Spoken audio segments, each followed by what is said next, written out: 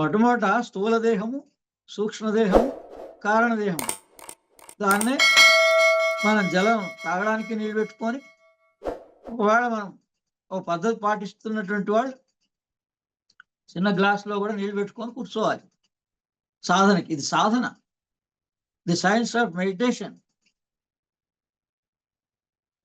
అంటే ధ్యానంలో ఉన్నటువంటి సైన్స్ని ఏ పద్ధతిగా మనం ధ్యానం చేస్తే మనకి ఎటువంటి ఇబ్బందులు రాకుండా ఉండాలో, శారీరక మానసికమైన ఇబ్బందులు రాకుండా ఉండాలో,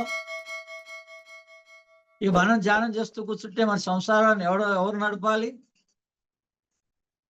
ఏది చేసినా విపరీతంగా చేయకుండా మన ధర్మాన్ని మనం ఆచరిస్తూనే ఈ ధ్యానాన్ని నేర్చుకోవాలి, యోగాన్ని నేర్చుకోవాలి.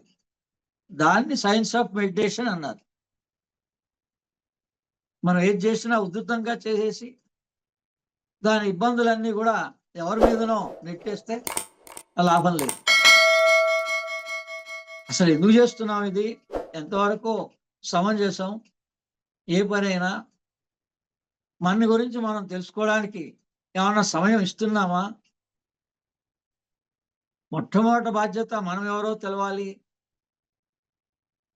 భార్య సంసారం, పురుషుడైతే భార్య యొక్క తత్వం తెలవాలి, భార్య అయితే భర్త యొక్క తత్వం తెలవాలి.